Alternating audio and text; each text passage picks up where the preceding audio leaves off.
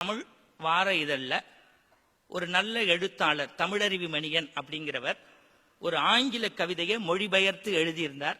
அதை இன்றைக்கு சமூகத்தினுடைய சிந்தனை கருதி சமய விழாவில் சொல்வதில் நான் இரட்டிப்பு மகிழ்ச்சி அடைகின்றேன். ஒரு பெரிய பையன் சாஃப்ட்வேர் முடிச்சு நல்ல வேலைக்கு முடிச்சு வெளிநாட்டுக்கு போயிட்டான். 73 வயசு அவ அம்மாவுக்கு. அவன் வந்துருவான்னு எதிர்பார்த்தா வரல. மாமிக்கு ஹார்ட் அட்டாக் வந்துடுத்து.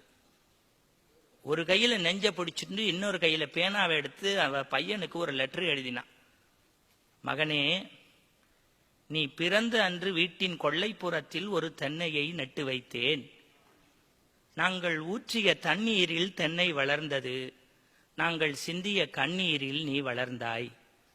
எங்கோ இருந்து ஈட்டக்கூடிய பொருள் உனக்கு சுகத்தை தருகிறது. எங்கள் அருகிலேயே இருக்கும் தென்னை எங்களுக்கு சுவை நீரும் சுகநிழலும் தருகிறது. பரவாயில்லை மகனே, என்றாவது ஒரு நாள் நீ வருவாய் வருவாய் என்றே எதிர்பார்த்து ஏங்கிப் போனேன்.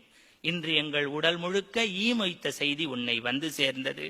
அப்போது கூட நீ இமெயிலில் தான் மூழ்கிக் கொண்டிருக்கிறாய். எங்களுடைய இறுதி கூட்டத்தில் நீ கலந்து கொள்ளாமல் போனாலும் நீ என்று நினைத்து நாங்கள் வளர்த்த தென்னை எங்களை ஓலையாக மாறி பத்திரமாக ஊர் எல்லை வரை சேர்க்கும். அழாதே, இப்படிக்கு அம்மா. அதை படிச்சுட்டு என் பங்குக்கு நான் 2 வார்த்தை சேர்த்தேன். அப்படியே அவசர விசா கிடைத்து வந்தாலும் ஈம காரியங்களை 3 நாளைக்கு மேல் செய்யாதே. தொடர்ந்து தலைகுளித்தால் 4வது நாள் உனக்கு ஜலதோஷம் வந்துவிடும். மாத்திரை கொடுப்பதற்கு அம்மா மயான பூமியில் சாம்பலாய் இருப்பேன். இது சத்தியம். இந்த நிகழ்வை பார்க்கின்றவர்கள் இனியேனும் நீங்கள் வாழ்க்கையில் டாக்டரா இருக்கலாம், இன்ஜினியரா இருக்கலாம், வக்கீலா இருக்கலாம், கலெக்டரா இருக்கலாம், எனக்கு அதை பற்றி கவலை இல்லை.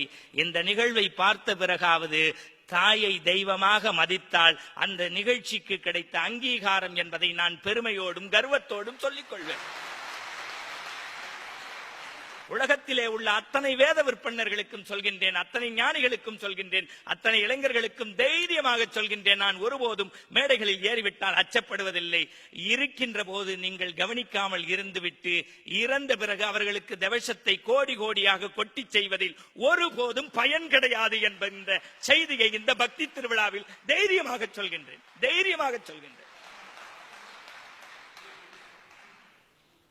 நான் சொல்லவில்லை, நபிகள் நாயகம் சொல்கின்றார்.